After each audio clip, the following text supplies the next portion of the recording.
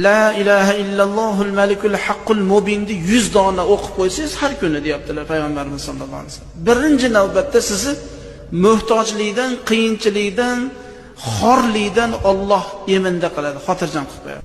Xor emas, muhtoj emas, Xudo sizga kerakli vaqtida Xudo sizga yetkazib turadi.